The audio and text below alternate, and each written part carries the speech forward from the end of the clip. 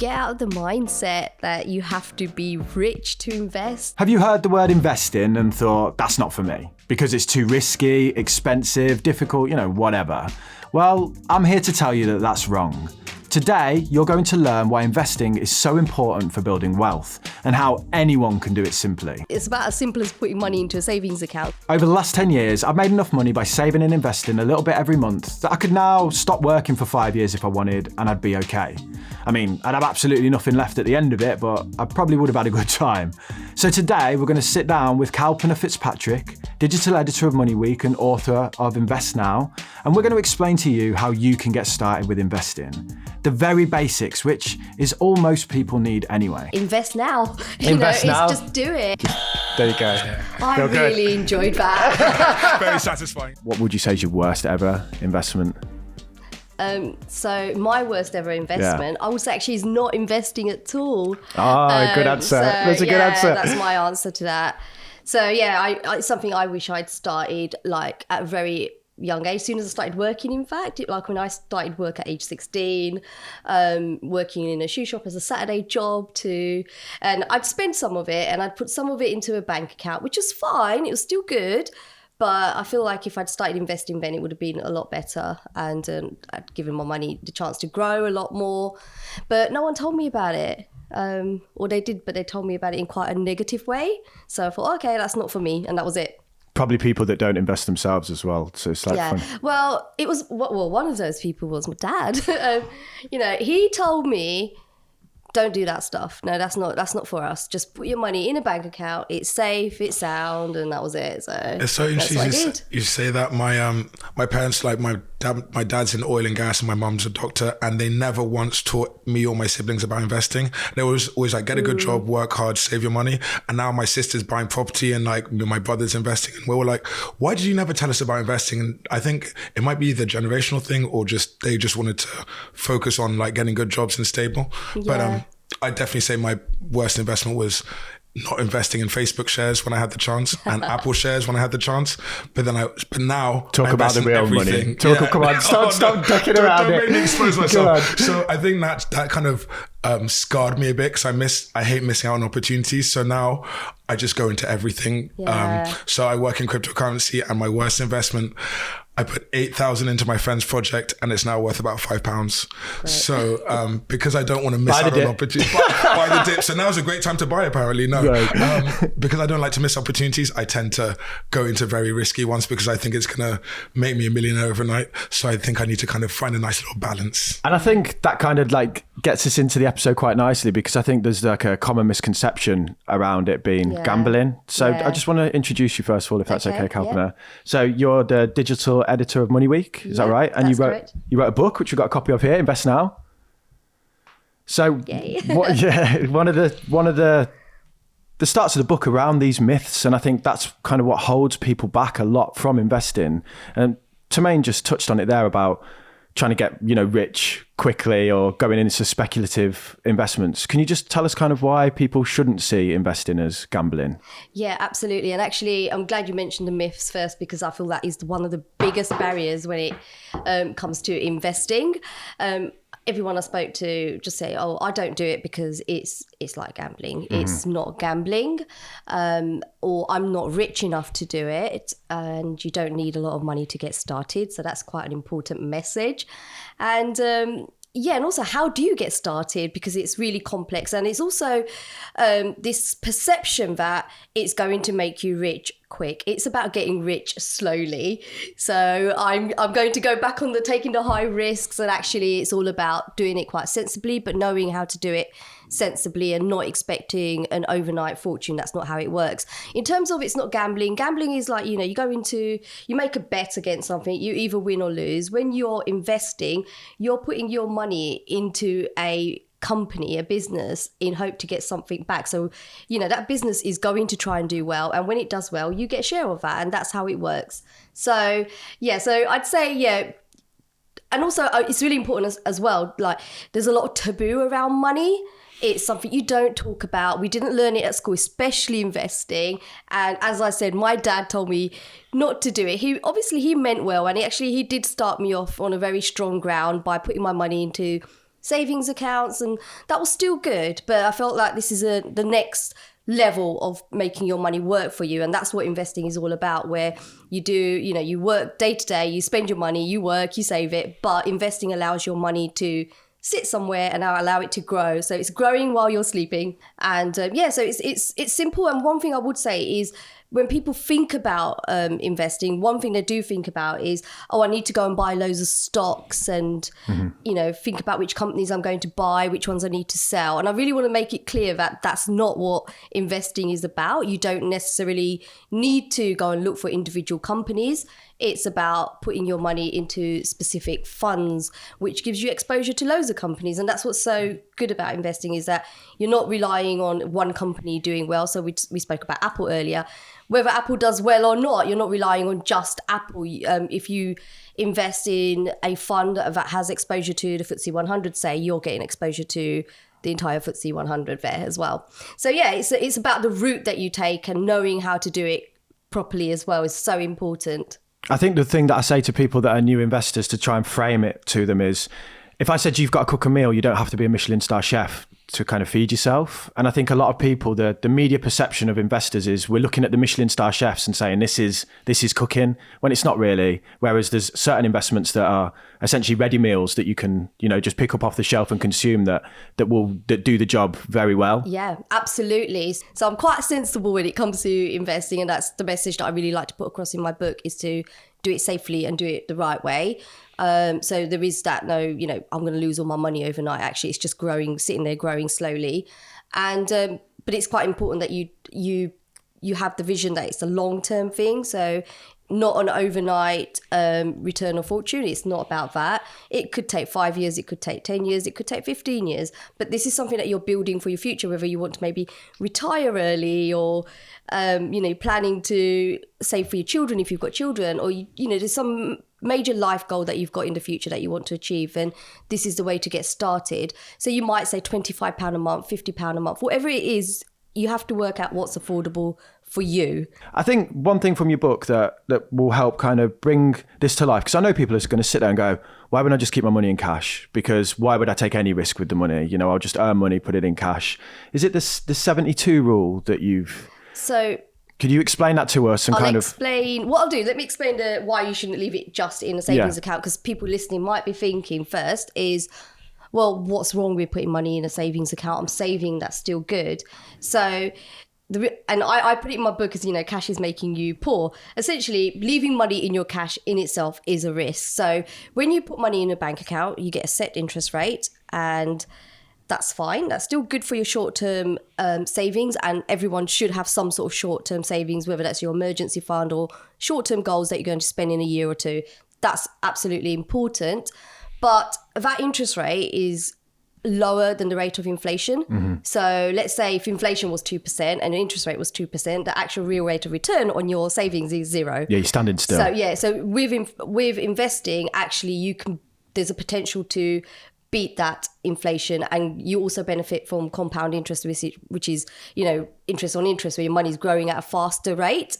So that's really important. Now, the rule of 72 is about, people might often used to ask me, how do I double my money? Because that's my ambition. I just want to double what I've got. I've got 10,000. When will it turn to 20,000? So it's a really simple rule that kind of gives you a guideline, because obviously nothing's guaranteed in life. It never is.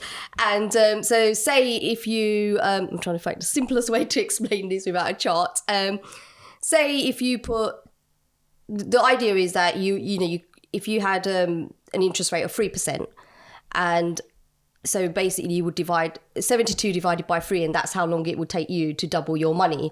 Yeah. So if it was 1%, so 72 divided by 1, it'd take you 72 years to double your money. So if you're getting 1% on cash, it's going to take you 72 years to double your cash. So the idea is the more you can earn, the faster you can double your money. Yeah. This is a really simple rule to kind of give you a little bit of a vision about how your money might double over time. It's not guaranteed, because obviously one thing that is really important also to highlight is the understanding that stock market has its ups and downs. So we've seen the FTSE reach a record high this week at the time of speaking, and prior to that it was quite low, and it's had its ups and downs. It's been a difficult year for investors, and again that's sort of looping back to why it's a long-term thing, because you need to give the market time to ride those ups and downs, and eventually you'll see an upside. And so it's really important to understand that, because I remember when people during the pandemic, when a lot of investments may have seen go down and companies weren't doing so well, I remember people phoning me and saying, oh, do you know what, like, oh, my investments they're doing really bad, I'm taking my money out, that's it, I'm done. Mistake.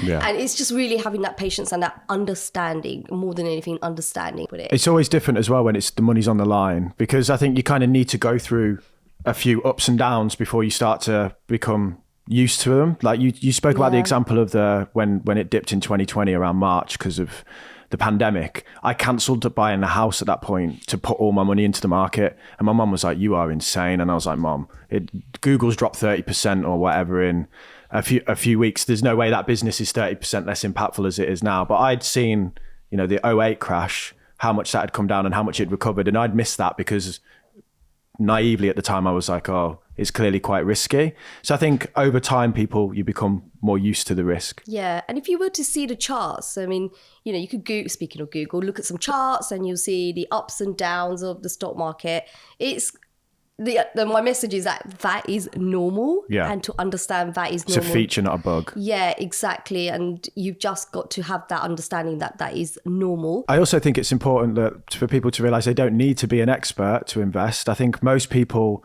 think, oh, I've got to become a master at this topic, when in reality I would say master your field, your craft, whatever you do, and just put your money to work in the stock market long term. Don't think I need to be Warren Buffett in order to play this game. Be the Warren Buffett of mechanics or whatever it is you do with your day job. Yeah. And I think that distinction then kind of leads us on to the question of, you've mentioned like individual stocks, individual businesses, and then these index funds, which are a lot more passive and broad. Where do you, if you're a brand new investor, what are you saying to them in terms of that relationship between stocks and index funds? Yeah, I mean, essentially a fund gives you an exposure, like I said, to a number of companies, and with passive funds, essentially they mirror a certain index, so they might mirror the FTSE 100. So when the FTSE 100 is up, your so that's the top 100 companies in England. Top 100 companies in the UK, yes, and any index that you choose, and they're quite popular with investors. The opposite of that is active funds, where you're paying a slightly higher fee for your investments to be managed by a human.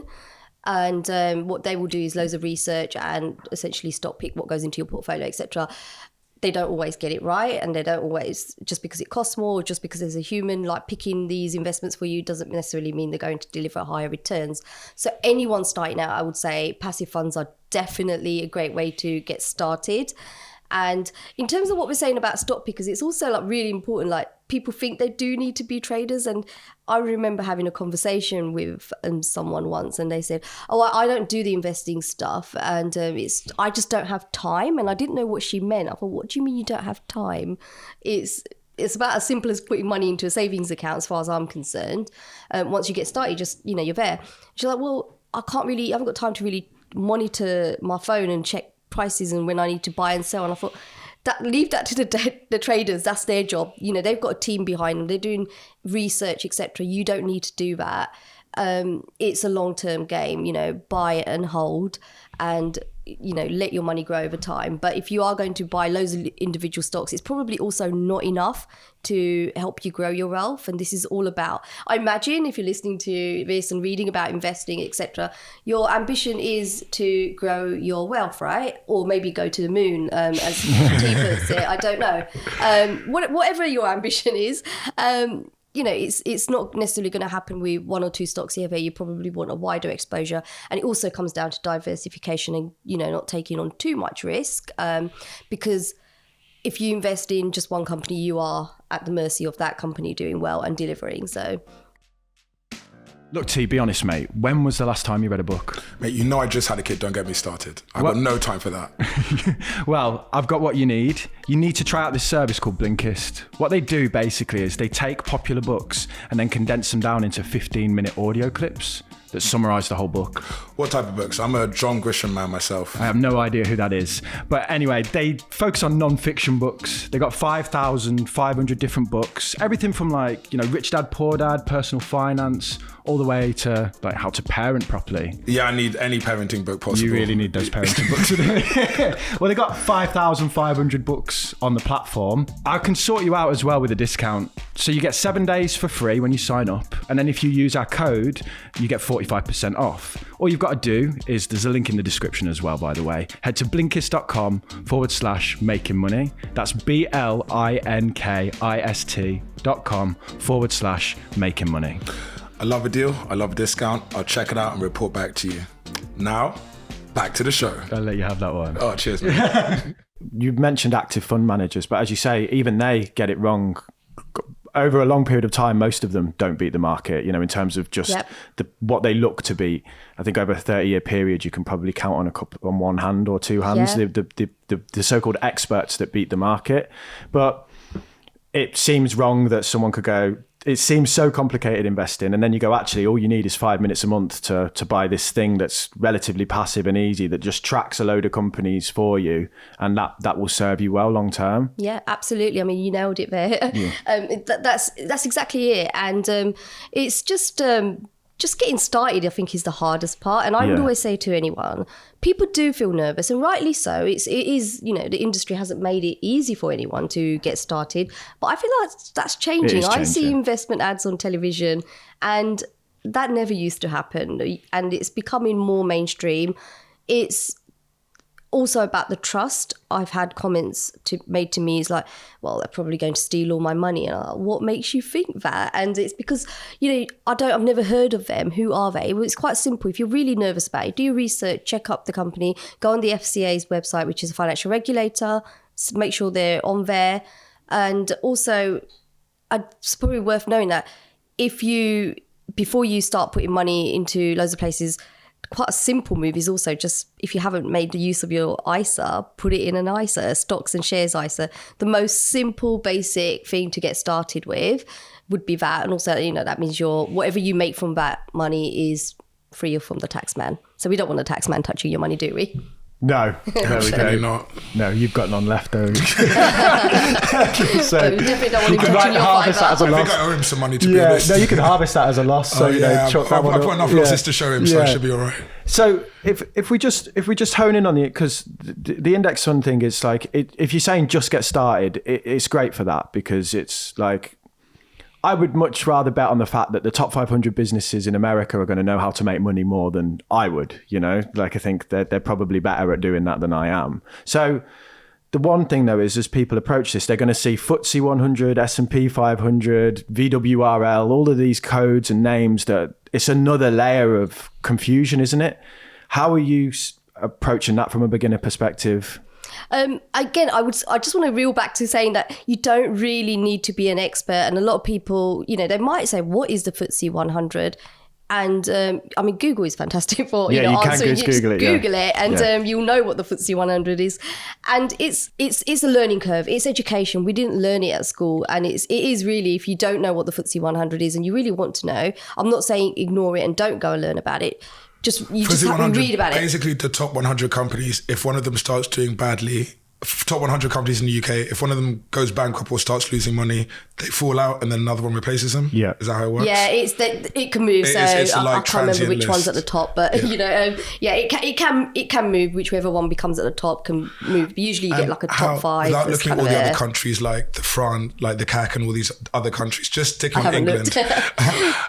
What's the difference? How do you know if you go FTSE 100 or FTSE 250? If you want to know what's in the FTSE 100, I'd just go onto the London Stock Exchange website. It's all listed there, and it's quite, it's really simple. Just go on there and have a look. Yeah, you'll see. And Vodafone and BP. Yeah, I can't remember which one was at the top last time I looked, but it was one of those.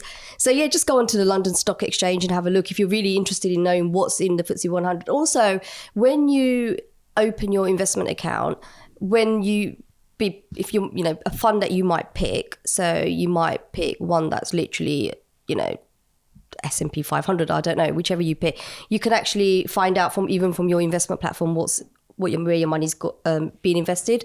So it's just a case of having a little dig around and looking at the paperwork linked to your account, and it depends how much interest you want to take. One thing, people are genuinely interested, and that's great. If it's going to confuse you and think, I don't understand it, you might end up finding you're holding yourself back. Yeah. So try not to get too bogged down. If it's just a case of, look, I just don't understand it and I want to know, that's great. But if it's like you're looking at it and it ends up confusing you and it ends up being a barrier, then that's not a good thing. Yeah, I'm not against education at all. Obviously, it's really important that everyone learns and finds out as much as they can. Yeah, we spoke to Andrew Craig, and he wrote the book like How to Own the World, and the message is there that the majority of people should just diversify across everything because no one really knows what's going to happen. So you're spreading your bets. Yeah. And I think these questions of FTSE 100 or FTSE 250 or the S&P 500, you can eliminate that by just buying a global index fund, which is all the businesses everywhere, So you're buying thousands of businesses across the whole world. I've been investing over a decade now. And the longer I do it, the more I just think I should probably just buy a global index. Yeah. You haven't done it yet. No, I do. No, what I'm saying is I thought as I became a more sophisticated investor that I would go more into individual businesses and become more competent. And actually, I've just realized over time that the beginner option of just buy everything is actually the one that served me best, because the best thing that I can do is just buy it, leave it, kind of forget about it long term. Absolutely. And that's another thing you can do. And you don't necessarily have to even have one fund. You can have 2 or 3. Yeah. I would say to someone, don't have too many, because then it becomes hard to manage and you don't know what's going on, and it can get quite confusing. Yeah, it's kind of like, it's like going to the gym in the sense of someone will be like, oh, a bench press or an incline or a decline, when in reality, if you just do that consistently over a long period of time, you're probably going to be in good shape. And I think it's similar with investing. It's not this analysis paralysis of thinking, what is the very best thing that I can buy? It's more the action of showing up consistently over a long period of time. Yeah, absolutely. And that consistency message is really important as well. I mean, if you're going to say you're going to invest and you do a small lump sum now and then you forget about it, then I'm not saying that's a bad thing, because it's whatever you can afford. But even if it's ad hoc, but just try and do it consistently, small amounts if that's what works for you, some little amount each month. And, that way you can sort of take advantage of the ups and the downs of the market.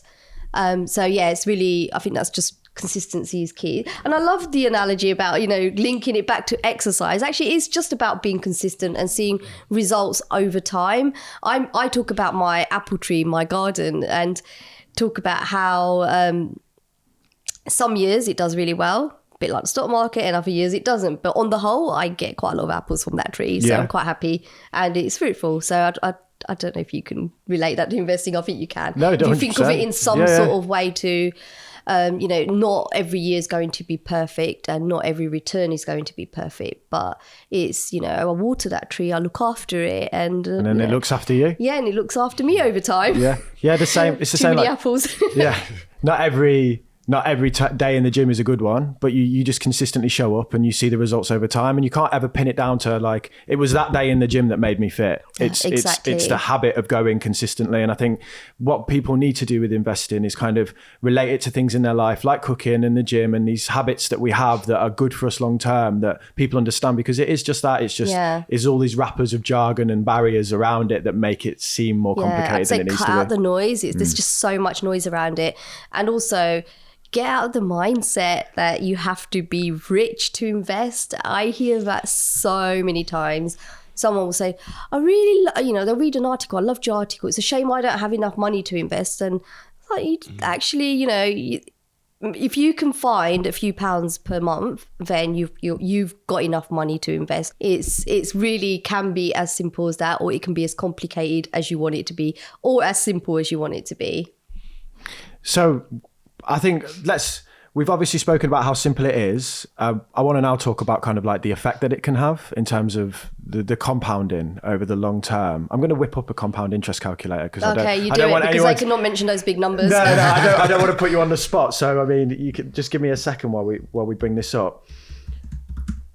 I think if we base it on investing in like a global index fund, which is just a fund that buys thousands of companies spread all over the world at once, and we look at an amount. I mean, what do we say is an amount that someone could invest, guys? Hit me with a figure. £100 a month, £50 a month. That sounds decent to me. And we go with an average rate of return pre-inflation of 9%. It's important that we say pre-inflation, and we should probably talk about that in a minute, but that's probably the long-term global average. And if we say for 30 years... So 9% a year for 30 years. 9% a year for 30 years. And what we've spoken about, risk and fluctuation, if we look back at the last 50 years, there's only actually been 1 or 2 years that have hit that 9%. Most of them are like plus 20%, down 15%. But when you average it out, that's where you get the 9%. So don't go into this expecting that every year you're going to get 9%. It'll fluctuate, but long term, you'll hit that average. Okay, and then we'll say £100 a month again. If I calculate that. So you will have put in £36,000 over the time period, it's saying, but you would have earned £148,000 in additional gains on top of that. So that would leave you with a total amount of £184,000 from £36,000. And this is... It's great. Yeah, with a simple investment, essentially. I mean, if you scale the numbers, if you put 200, 300, the numbers only get bigger. So... And it's quite easy to find one of those calculators as well. Just any of the investment platforms will have it. So you can really, it's so easy to compare like what, if you can quite often put in your goals, this is what I want to invest per month. This is my initial lump sum, and it can give you calculation on average return. So average might be something like 5 to 8%. On a very good year, it might be 9% plus. Or on a bad year, it might get like 2%. I don't know. So it really, obviously, as we say, it fluctuates. So that's, it's a really good calculator actually to find one like that and really work out your goals. We'll link one in the show notes, but I think it's just that realization that with £100 a month, which, £50, whatever, that you could be in a position where actually just by saying that's getting put to one side, I've got hundreds of thousands of pounds in tax-free cash at the end of it that I can, do whatever I want with. I think is quite powerful, really. Yeah, absolutely. Yeah. So let's talk about inflation then and kind of how this impacts all of it, really. Yeah. So, I mean, inflation is running high. If you've been watching the news, it's probably the one thing that keeps coming up and up and up. So it is essentially the price of goods and services. So if you are using energy lately, you will have noticed your energy bill. And as you keep turning those lights off, you will notice your food shopping's gone up. You're filling up your car, it's costing you a lot of money. Petrol prices may have come down a bit, but they're still quite high from the summer last year. So all this is really, essentially denting household budgets.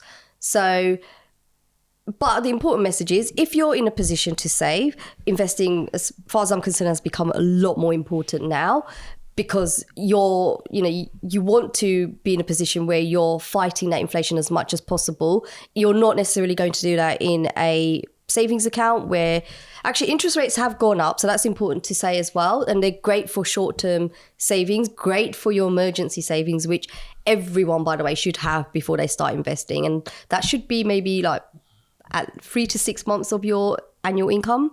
And that's just it sounds like a lot. That's a really good theory, because we were thinking about whether you half the time I save and then my savings end up going on like fixing an emergency. So you should have an emergency fund and then your long-term investments separately. And your emergency fund is, say, if your car breaks down, boiler breaks down, or if you've got a ceiling in the kitchen that's starting to leak like I have, it's going to cost you a few £1,000s to repair. It stops you reduces the risk of you falling into debt, essentially. And that's when all the financial problems start. And so anyone who's thinking about investing and listening to this, think about your debts and think about your emergency fund first. And and make sure you've got enough money to pay those important bills. It should never be money that you want to use in the next few months, weeks, etc. Yeah. So I want to be kinder to T now. And let's be nice to T. Thanks, guys. Appreciate you. Because if we're saying that you should diversify globally through stocks and shares, because no one really knows what's going to happen and it's good to spread it around, then by the same logic, shouldn't people diversify into other assets like cryptocurrencies? Would you say that as a diversification is... You can't ask me this. No, you can. Go on, carry on. If we're saying we diversify across a broad pot of companies because we don't understand what's going to happen long term and we want to spread our bets, then by the same logic, you should also include cryptocurrency in that, shouldn't you? Because we don't know what's going to happen long term and we want to spread our bets. Yeah. So one thing important to remember, I suppose, is I'm quite boring and sensible when it comes to investing. everything that I've mentioned here is quite a sensible way to do it. With crypto, it's high risk. It's probably... and with high risk comes high reward. Not necessarily. £8 to 50p. Not necessarily. It's not regulated. So it's also really important that I would say, if you are interested in diversifying into high risk assets like crypto, let's say, or, if you want to get into FX trading, these are all high risk strategies, and you're more likely to lose money than you are to make it. And I know that people have had a good run, they've been lucky, but there's equally people, you don't hear people talking about the bad luck survivorship that they've had. bias. We just see the winners. Because everyone's on social media shouts about how much they made, not how much they lost. No one's going to go on and just say, guys, I lost my money and it was a lot. You do get stories like that coming out, but you don't see them as often as, I've made so much money, copy what I'm doing. So I would say, first and foremost, if you've maximized your ISA, you've got good emergency savings put away, you're in a good shape, you've cleared your debt, and you've got enough money to pay your bills, you're in a good position, and you've got a little bit of a pot of money that you're happy to, what I'm going to call play money, and you want to put it into crypto.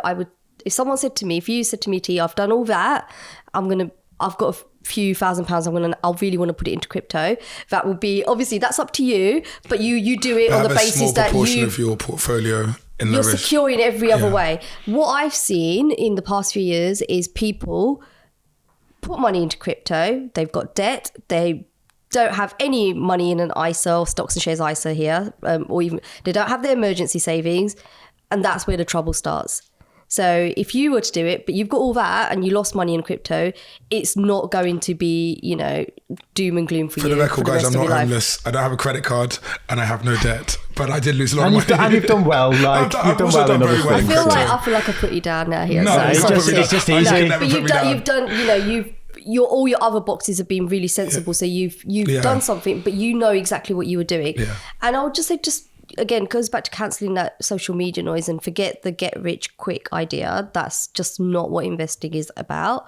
To me, it's about building your long-term future and building it slowly over time. So it's get rich slowly. And being consistent. Just like, going to the gym. Yeah, I mean, I put most of my money into a global index fund through an ISA, passively invest pensions and stuff. But I'm going to admit to myself that I like the idea of getting rich quick. So I still have, I have a little play on the side, like you say. So I probably have 1% of what I invest in cryptocurrency, and then I have like 10% of what I invest in individual companies. Again, I've proved to myself consistently that I'm really bad at picking individual businesses. But I do think, like you say, as long as you've got the sensible stuff boxed off, there is a bit of room to have a little bit of fun, or to make it fun, because investing passively in index funds for 30 years is a tedious process in a way, isn't it? Yeah, absolutely. So I think, do all the sensible things, and then if you want to then go and do something that's maybe what I might consider not so sensible, fine. I'm not here to say what you can and can't do. Do you ever look at situations like when Damien said the price of Google dropped 30%, or I remember when the airlines all crashed in the pandemic, I saw like the price of BA and all of them, they went like completely down, and it was clear that people were going to fly again one day. We weren't going to never fly again. So I bought loads of airline shares really cheap, and then they all came up within like 6 to 12 months. Do you ever do anything like that, like speculative, like look at something and say, this is very undervalued, or do you just stick to your strategy? I tend to do a bit of both. So it's all about taking opportunities. And again, it's, you might say some stocks have been a bargain, and there are bargain hunters out there, and there's absolutely nothing wrong with doing that. But if it depends on how, what level you're at with your investing, that's something that I would say, if you're just starting out, don't start thinking, where do I need to buy, looking at bargains. Just get started, and I just get comfortable with it before you start doing all that stuff as well. And then over time, you might find that you're naturally reading stuff, you're reading the papers, you're reading what you're seeing online, and, you're listening to more podcasts about money, and you're getting more and more ideas. But I think if the key thing is just to get started and just to get comfortable, I think it's really important that you get comfortable in the right way. Bit like maybe when you go swimming and you need, I don't know, you might say the deep end's the best, but you don't want to jump in the ocean when you're just learning to swim. You want to start in the shallow end of a pool and just then get comfortable with what you're doing. Get your little armbands on, before you around. start, and be comfortable with the fact that it's for the long term. definitely get comfortable with that. And I feel like the last few years have been such a testing time for people that started investing. Yeah. There will have been people, if they started in the pandemic and like really would have, why am I doing this? My parents are right, sort of thing. But, you know, swinging it back to my dad, actually, I did actually get him investing. He was almost 70 by the time he started investing, and that's just like a couple of years ago. And he was like, oh, these interest rates are really bad. And I was like, oh, could I just open an investment account for you? And he let me do it, and he was okay. And then, you know, the stock markets went down a bit, and then he was not okay with it. And he hasn't, I've just told him, look, another thing I feel like psychologically, don't look at, if you've got an app to your investment account, just don't keep looking at it, because you will start getting a complex around it and start losing sleep. And if you're losing sleep over it, I'd say you're just not ready. So did you say he was 70 when he started investing? Almost 70, yeah. So I don't want to be morbid here, right? But we're saying invest long term, and it's widely accepted 5 to 10 years is like, that's where long term starts, beyond 5 years. How are you convincing your dad, you know, like, you just got to tuck this away for 30 years and he'd be like, just tuck it away. So yeah, no, you're right. It is, the younger you start, the better. Right. So I really wanted to just prove a point to him that you can invest and let your money grow. And the world won't end. It's a little bit of savings that he just wanted to tuck away and for his grandchildren, etc. So I didn't want him leaving it in just an ordinary savings account. However, he's viewing long term beyond him. He's for the next generations, which is exactly. Even So wealth, you know, wealth is generational, right? So it's something that I feel like, you know, people invest for their children. And I mean, I have a junior ISA for my children, but I don't put much money into it because I think it's important as a parent I look after myself first.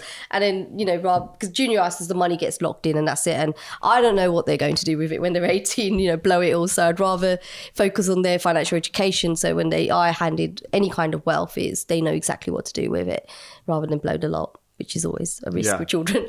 And so, it's, but for my dad, it was just me trying to prove a point first and foremost, without a doubt. But now he's on side, and it is for him. He's kind of on side. It's only been a couple of years, so we're still playing that long-term game. When did you start teaching your children about investing?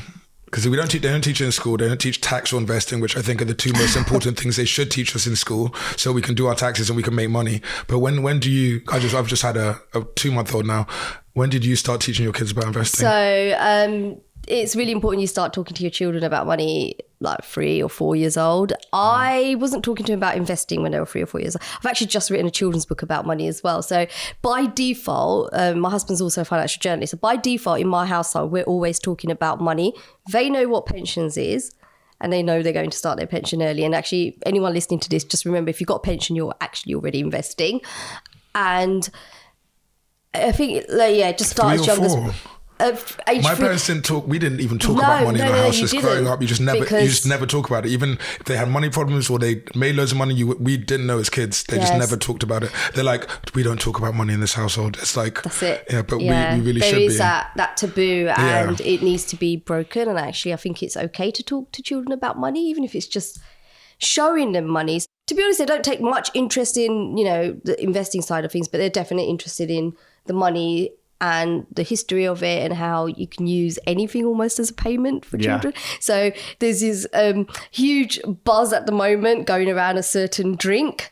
And I've got 2 cans. I've got 2 cans in my bag. I'll buy one of you for 20 quid. Oh, no. They're selling them for ridiculous amounts. Literally, I saw them. I was like, I had to hand over £20 for 2 cans just to make my son happy. Damien. I know, but you know, it's an investment. Are you not going to drink it, right? No.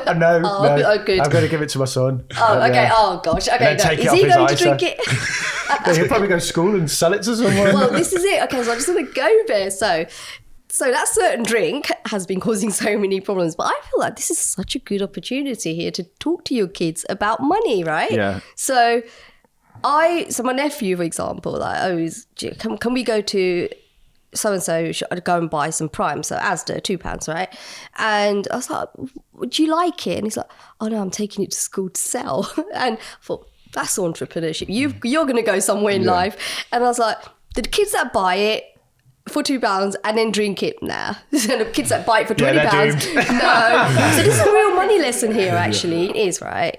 it's getting them to think a little bit differently about how you're going to spend your money. How can you make more money? So I think things like that, just bringing it into everyday life conversations. I remember when I was writing my children's book, and there's, I write about entrepreneurs in there, and just sort of making it relatable to children is so important. But I feel like that is the generation that, they're growing up not knowing enough. We go into adulthood knowing about, we know how to get into debt, don't we? We do that. No one tells us about it. We just manage to do it. We don't know anything about credit ratings or anything like that, how to look after your credit score.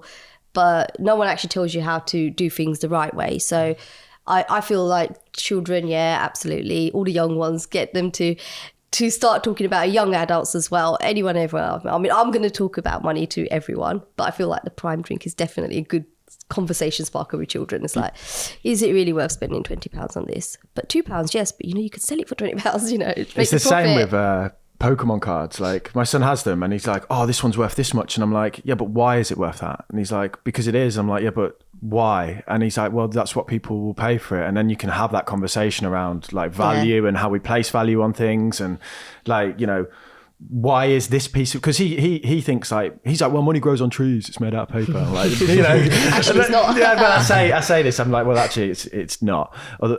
But then he'll value a Pokemon card beyond that, and I'm like, what is the difference here? And you can see the cogs turning, and if you can bring it back to their own life and the things in their life that they like, you can teach them those lessons around value and stuff. Yeah, and it comes back to adults as well, actually, the want versus needs.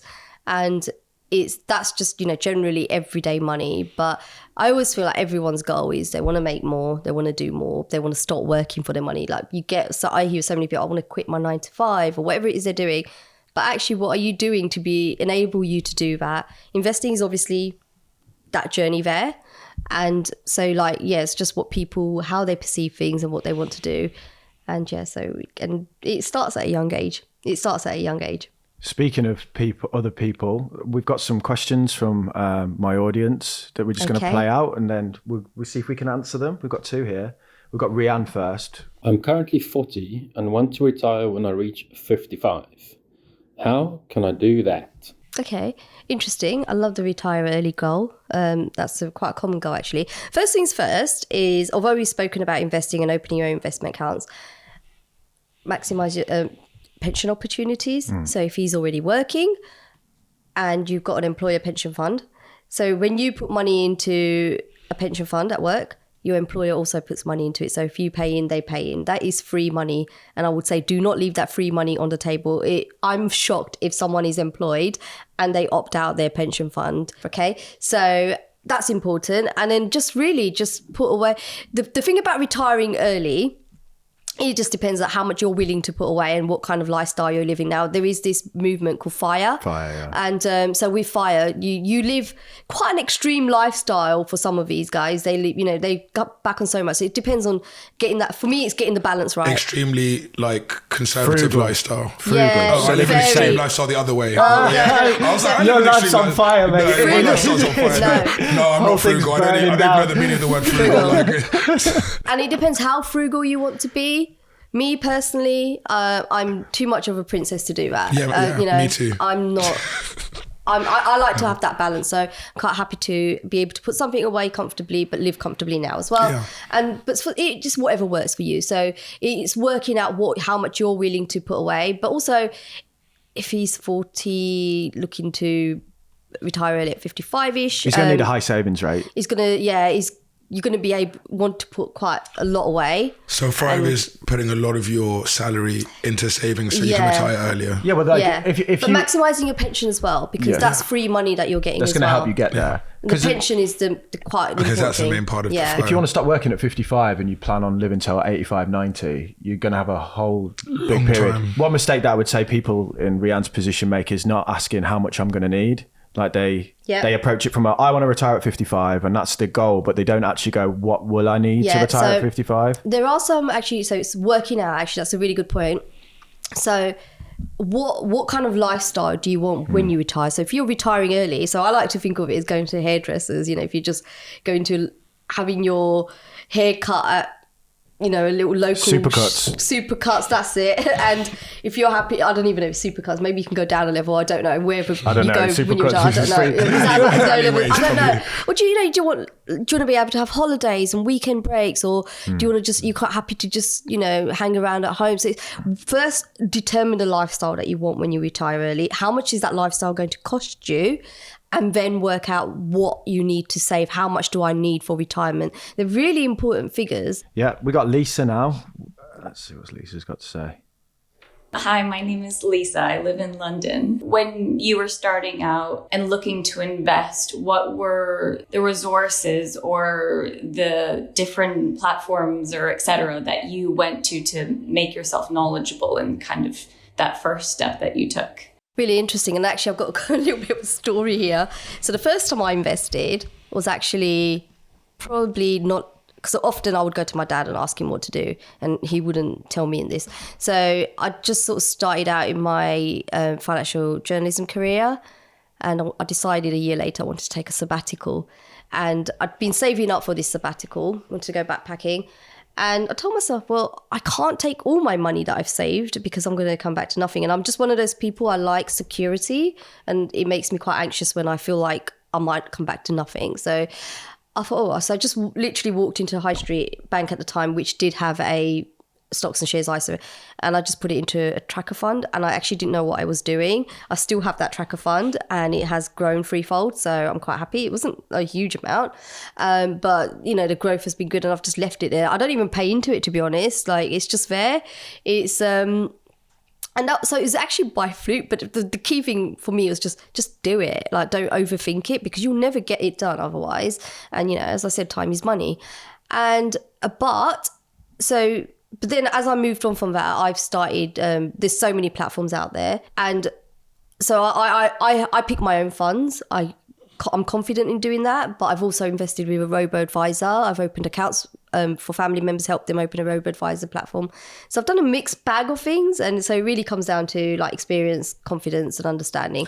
But the very first time was definitely, I'm not going to lie, it was a fluke. But the key thing was I just got on with it, and So you think a robo-advisor is probably a good start for most people? For most people, I would say, yeah. I'd say they're a really great way for anyone to get started with investing. So definitely not crypto. So robo-advisor, essentially their platform, you sign up to one. And I would always say, if you haven't got a stocks and shares ISA, always start with that, because it gives you a tax-free wrapper. And you essentially I call it a little gamification process. They ask you a whole load of questions to assess your attitude to risk. And as you won't even know you're being assessed in a way. And depending on your answers, it will essentially create a portfolio for you. And then all you have to do is set a monthly amount and pay into it. It is a slow process, and investing is something that you should only ever do for the long term. And actually, there's one, it depends on, what I was saying earlier about if people were saying, I don't have a lot of money.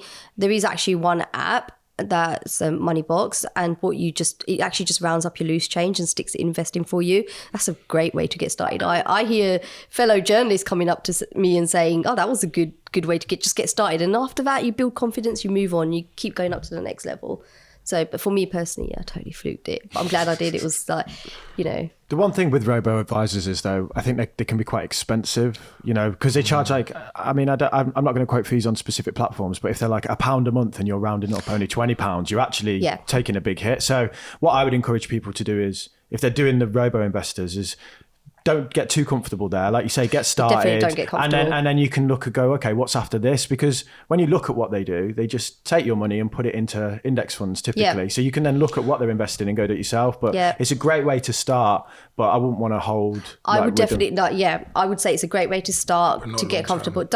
Once you start building that confidence, and when you've got more money, you want to start moving it onto different platforms. But if you are going to go on TikTok and start taking investment advice, that's where the red flags are, I'd say. Follow people and follow journalists and read things and start learning.